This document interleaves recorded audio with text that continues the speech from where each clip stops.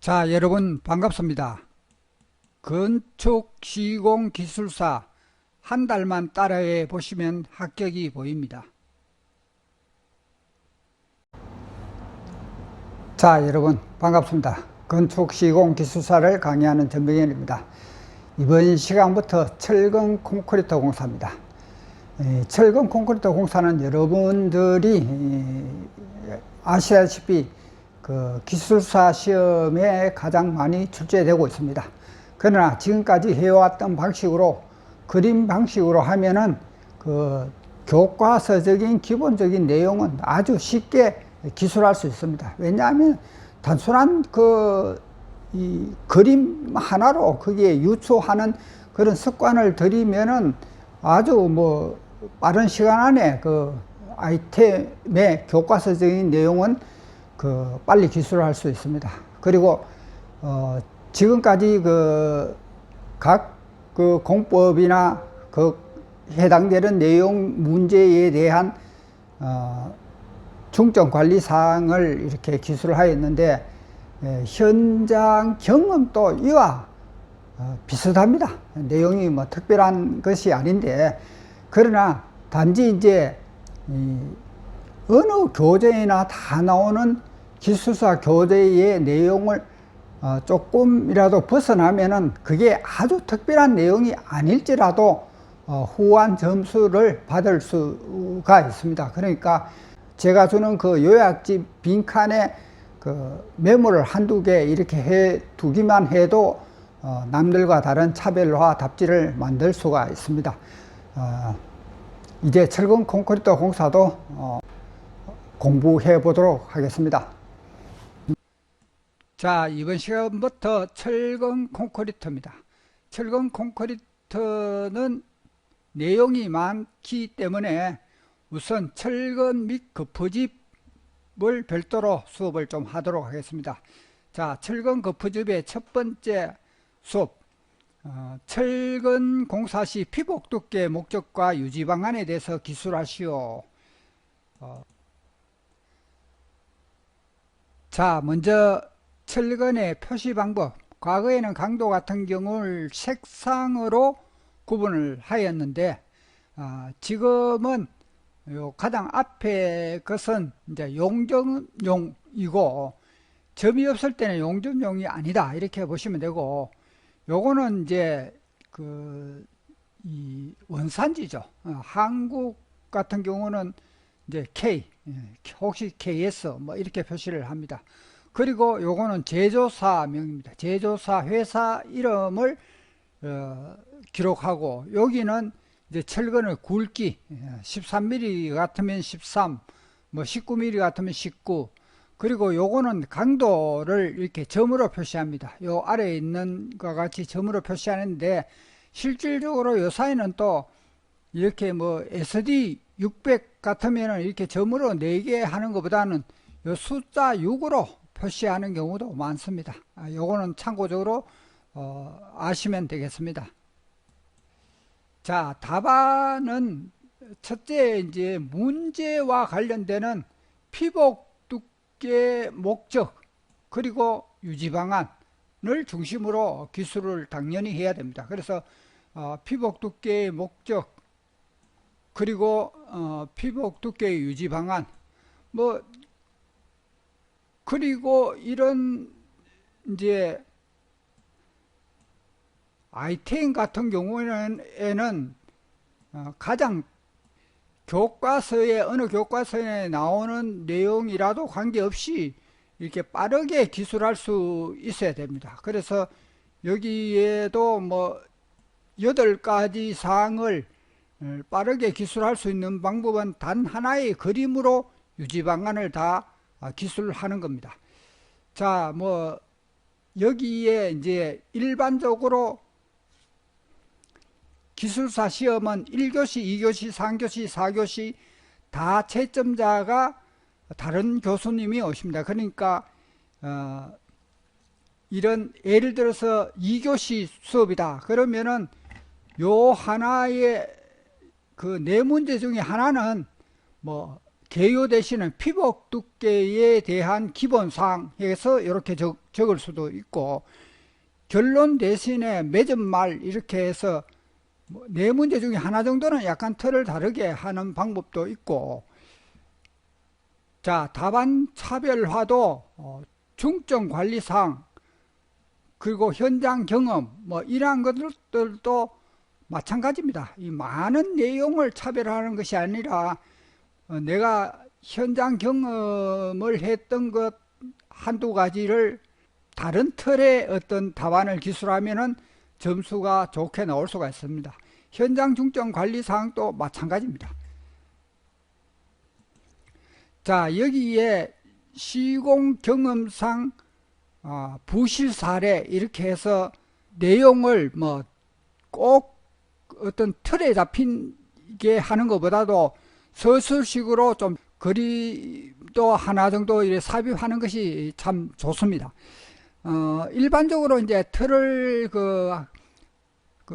한 교시마다 다르게 된다 하면은 네 가지를 다 같은 틀로 하는 것보다는 하나 정도는 차별화 자체를 이음 방법 고려해서 요사이 가스 앞접이나 나사 이음 이렇게 많이 하죠. 그러면 가스 앞접에 대해서 이렇게 많이 기술하고 또 거기에 대한 그림도 넣으면서 이 하나의 사실을 좀 더 많이 기술하는 그러한 방법도 차별화가 될 수 있습니다. 가스 앞접 같은 경우에는 팀이 딱 있죠. 그리고 그 중요시해야 되는 수평이라든지 그렇지 않으면은 시험 방법이라든지 이런 것을 좀 이렇게 길게 이렇게 기술하는 방법도 차별화의 하나의 방법이다, 이렇게 생각하시면 되겠습니다. 자, 철근 공사, 철근의 그 피복 두께에 대해서 실전 연습하도록 하겠습니다. 자, 이 문제의 자체가 목적과 이 피복 두께를 유지하는 방안을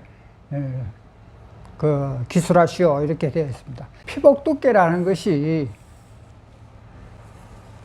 요게 주철근이고 요게 그 띠철근이죠. 그래, 띠철근 끝에서 콘크리트 끝까지,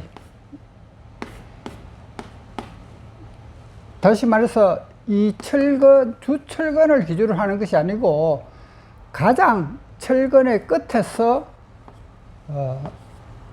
이 콘크리트 끝까지, 요게 바로 피복 두께다. 자, 먼저 개요를, 자, 개요에 보면은 첫째는 이 의미를, 그 정의를 적어야 되겠죠. 정의. 다시 말해서 철근 끝에서 콘크리트 끝까지 거리. 그러면은 이게 주로 이제 시공할 때 도면상에 이렇게 잘못 표시하지는 않겠죠. 왜냐하면은 그 기준이 있기 때문에. 그러면은 시공할 때 대부분 문제가 되는데, 그러니까 시공 관리를 철저히 하자. 자, 세 번째 이제 기준에 대해서 해야 되는데, 자, 먼저 자, 완전히 수중 물 속에 있는 콘크리트는 100입니다. 요건 밀리미터입니다. 그러니까 센치를 기준하면 10cm 수중, 그리고 영구히 흙에 묻혀 있을 경우에는 80입니다. 그리고 외부일 때, 외부라는 것은 흙이나 외기에 접해 있는 그런 경우를 말하죠.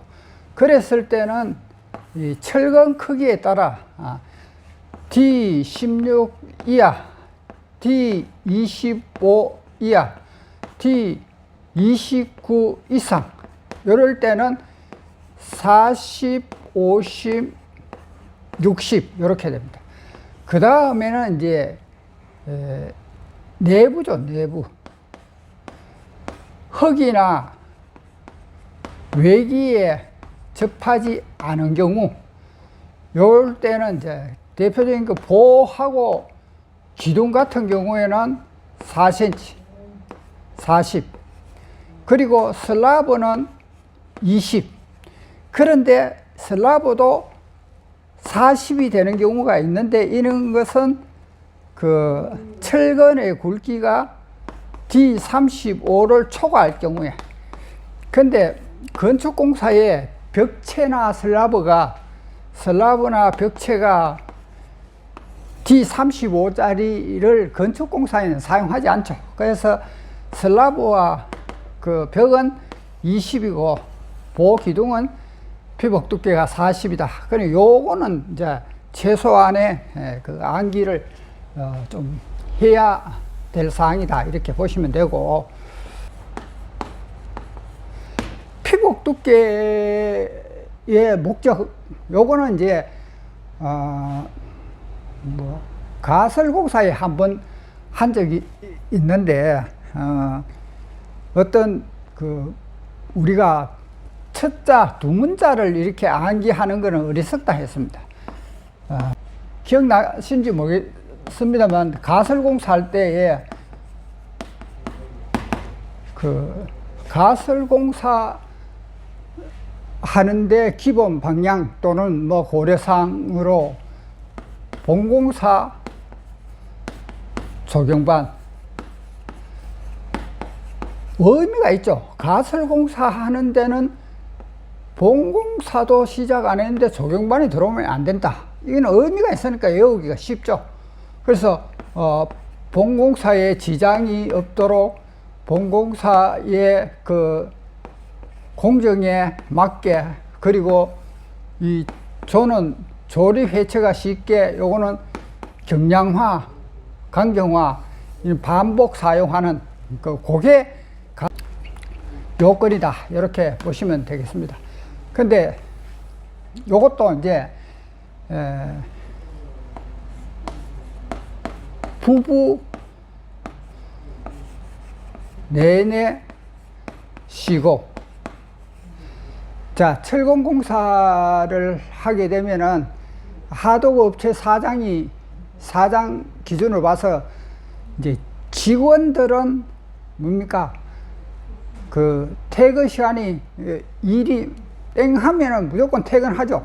그렇지만은 그 사장은 어떻습니까? 그 사장 부부는 계속 그 공사를 위해서 이렇게 늦게까지 남아서 일하는 사람은 부부밖에 없습니다. 그래서 부부는 내내 시공한다, 이렇게 해서 이 부부 내내 시공, 요거는 이제 부식 방지, 그리고 부착성, 그리고 내구성, 내화성, 시공성, 요거 하나는 암기하도록 하면 좋겠습니다. 목적, 피복 두께를 왜 두느냐, 이만큼 콘크리트 피복 두께를 두는 것은 철근이 외부와 가까우면 부식하죠. 철근이 부식하면 녹슬면은 그 당연히 팽창하고 뭐 안 되겠죠. 그리고 부착성, 이 어떤 콘크리트 속에 있어야 부착이 잘 되는 것이, 그 피복 두께가 적으면 부착성이 적어지죠. 그러면은 힘을 감당할 수 없겠죠. 내구성은 철근이 제 힘을 발휘할 때에 구조체의 역할에 강한 역할을 할 수 있다. 요걸 내구성이라 합니다. 그러니까 이 피복 두께가 충분히 되어야 철근이 녹슬지 않고 철근이 제 역할을 해서 내구성이 좋다. 내화성도 불이 났을 때에 철근이 빨리 약해지죠. 뜨거워지면. 그리고 그래서 콘크리트로 감싸는 만큼 두께가 두꺼울수록 불에 대해서 그 내력이 좋다 이렇게 보시면 되고, 시공성은 요 공간이 충분히 있어야 콘크리트가 잘 스며야 되겠죠. 만약에 이 공간이 좁으면은 철근에 걸려서 그 재료 분리 된다든지 이렇게 되겠죠. 그러니까 자, 공사할 때 부부 내내 시공 요거 하나는 암기를 하자. 예. 철근의 피복 두께가 유지되어야만 콘크리트가, 철근 콘크리트 구조체가 튼튼해진다는 것은 알았습니다. 그러면은 이 피복 두께를 유지하려면은 어떻게 해야 되느냐? 그럼 유지하려면은 첫째 이제 사기를 쳐야 돼요. 사전 기본 시공 계획 철서 사기를 치고, 두 번째 이 스페이서, 이 스페이서를 잘 시공해야 됩니다. 물론 상부근에 대한 스페이스도 잘 설치해야 되겠죠. 그 다음에 이제 철근의 이음입니다. 철근을 이렇게 탓을 대죠. 그 다음 탓을 할 때 이렇게 철근을 이을 경우에 이 이음이 밖으로 이렇게 됨으로 해서 이렇게 피복 두께가 줄어들 수 있습니다. 그래서 이음 관계를 잘해야 됩니다. 그래서 요사이는 이제 이음을 주로 이제 앞접이나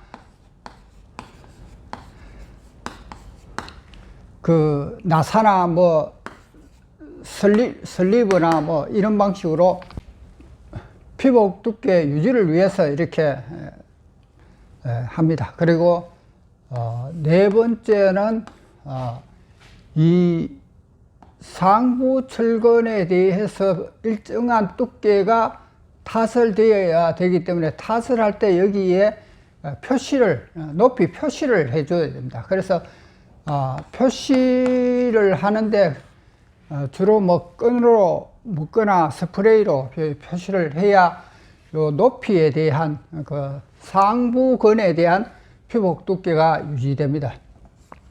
그리고 주로 이제 결속선을 그 상부로, 결속선을 하고 나면 상부로 올라와서 이 피복 두께까지 올라오는 경우가 있습니다. 그걸 처리를 안 해주면은 그 틈 사이로 물이나 그리고 공기가 들어가서 이 철근을 부식하게 하기도. 그래서 결속선 관리를 잘 해야 됩니다. 그 다음에 이제 이 사실 탓을 할 때 이 탓을 작업으로 인해서 이 탓을 배관 관리를 잘 하지 않으면은 그 탓을 배관 관리를 잘 하지 않으면은 이 타설하는 과정에서 이렇게 많이 그 피복 두께를 그 손상시키는 경우가 많습니다. 그 다음 벽체 같은 경우에는 사실 철근을 이렇게 하면은 이 탓을 하게 되면은 그 콘크리트의 그 솔림 현상으로 인해서 이거 유지하기 힘듭니다. 물론 스페이스를 여기 아래층에서 중간하고 상부하고 고정하지만은 이 위에 별도로 이렇게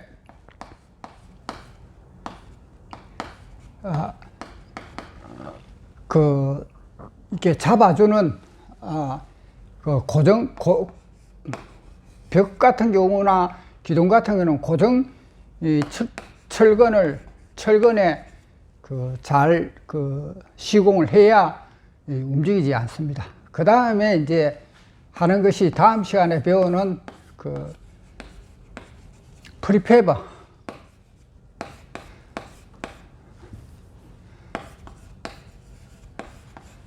프리페버화는 이제 다음 시간에 1시간 동안 이렇게 하니까 뭐 보조 사항도 적을 게 굉장히 많겠죠. 1시간 동안 배우니까.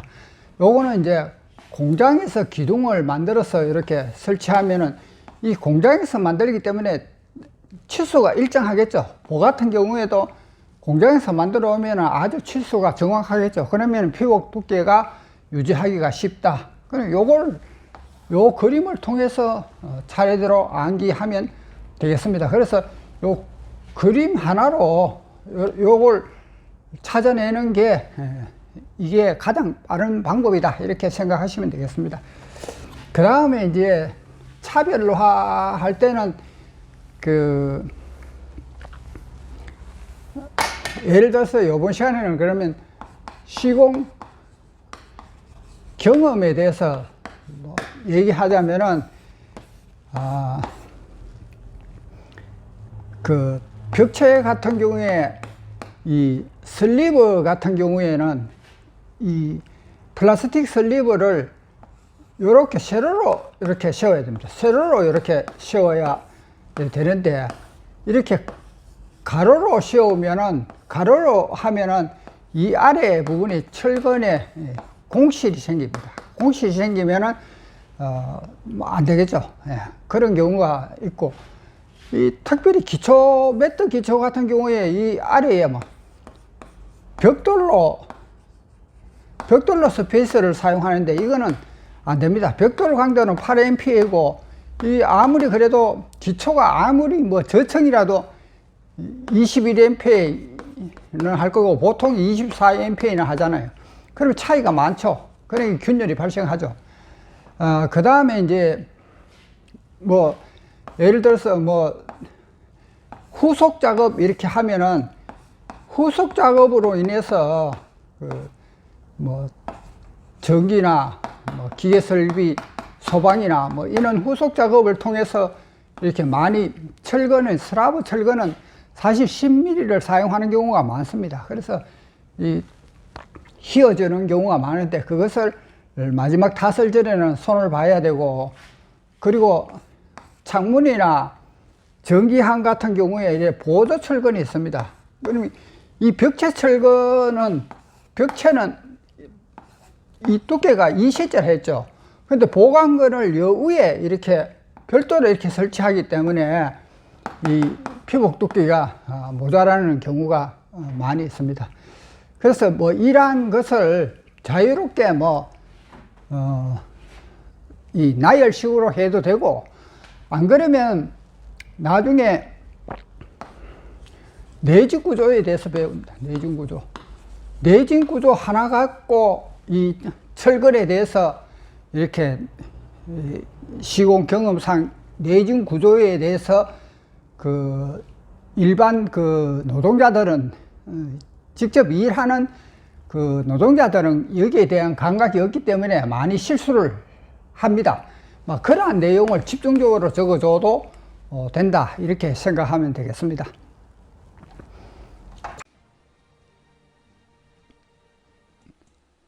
자, 감사합니다. 이번 시간 또 이것으로 마치겠습니다.